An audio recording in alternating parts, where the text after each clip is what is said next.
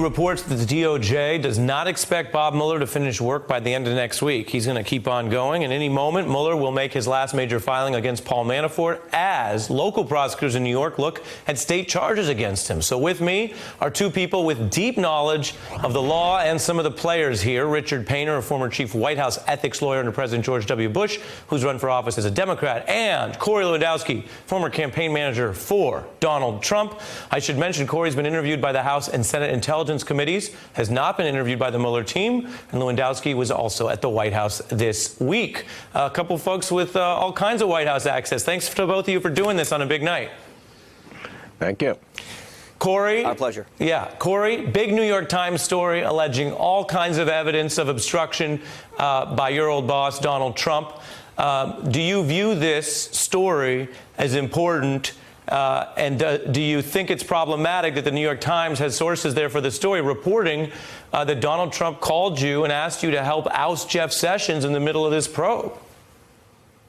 Well, I think this, I think that we have seen time and time again mainstream media outlets getting stories wrong. And I can tell you unequivocally that I didn't speak to the New York Times for the story. They didn't validate any of the facts about me for the story with me. So, look, that's not to say everything in the story is wrong. Understood, but I do think what we've you seen... might be making a little news here on a busy night. They say something that makes Trump look bad and makes you look okay. It doesn't say you did anything wrong. It says Trump called you over July 4th weekend, asked you to oust Sessions, and you were non-committal. Did you get that call? Look, honestly, I have the privilege of speaking to the president on a very regular basis. I don't recall the specific call that they say took place on July 4th. As a matter of fact, they were so specific of the call that my kids were in my truck and we were driving to Dunkin' Donuts on the 4th of July weekend would have been something I remember. And since I polled my 4 children, they don't remember that either. They usually remember when the president calls. So not to say it's fake news, but I think I would have remembered that conversation. That's interesting. Let's put it up. Let's deal with this. The New York Times says Trump called Lewandowski over 4th of July weekend to ask him to pressure Sessions to resign. Lewandowski was non-committal, never acted on the request. It doesn't mention Dunkin' Donuts. Why are you bringing up Dunkin' Donuts? That makes it sound like you do remember something specific. Yeah, I don't. Look, again, I have a very, very special privilege, which is talking to the president on a fairly regular basis. And I don't disclose those conversations, but I will tell you this.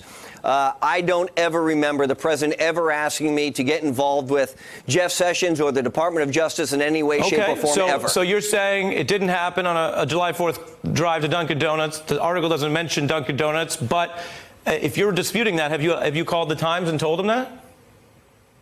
No, you're literally the only person who has raised this Times newspaper story with me, and I think it's now 2 or 3 days old. I didn't get one incoming call from one media outlet about what was written about me in that story. Well, look, so I didn't have to call and tell them because nobody else called me. It's very interesting you're denying a story that doesn't even make you look bad, makes Trump look bad. The Times has their reasons for reporting it. I give Richard Painter a bite at the apple. Go ahead, sir. Well, I don't know about obstruction of justice in the Dunkin' Donuts parking lot or anything else about this story specifically, but the New York Times gets the stories right about 90% of the time, 95% of the time. But I can assure you that Robert Mueller is going to get the story right 99% of the time, 100% of the time. And he's closing in on this. And we're going to find out very soon whether the President of the United States is going to be criminally charged with obstruction of justice, whether the special counsel has enough evidence to charge him criminally, but the decision is made by the Department of Justice that we cannot because he's a sitting president, in which case this is turned over to the United States House of Representatives Judiciary Committee. Yeah, let's talk about that, Richard. If they take, say, what's in the Times article, which, again, Lewandowski is disputing, if they take that kind of material and the other public information and the other leaks that Trump allegedly sought to get Don McGahn to fire Mueller, to intercede, the Mike Flynn, if none of that is an indictment, then what do you think the Mueller report looks like in getting that information out? Well, that would be obstruction of justice, a continuation of a pattern that goes back to the pressure on James Comey and the firing of James Comey. President Trump has been trying to obstruct this investigation since day one. I don't know if President Trump is a Russian mole or not, but he's certainly acting like one. He's been trying to derail the Mueller investigation. This is a critically important investigation for our national security to find out who has been collaborating with the Russians, and President Trump has sought to obstruct it every step of the way. And Corey, for your and rebuttal, Corey, what do you see coming down the pike from this report, and will you abide by the findings that Mueller has if they're not good for your boss?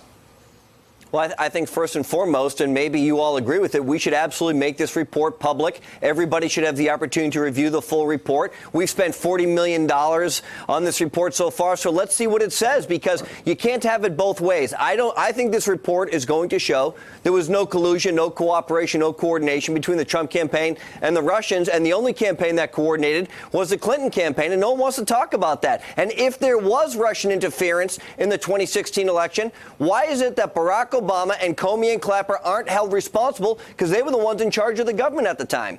You don't sound like someone who's confident this report's going to clear you. You sound like you want to change the subject. No, I don't. Look, I'm very certain there is no collusion. Richard and I were talking there, about the subject we agreed to talk about, and you're talking about other stuff.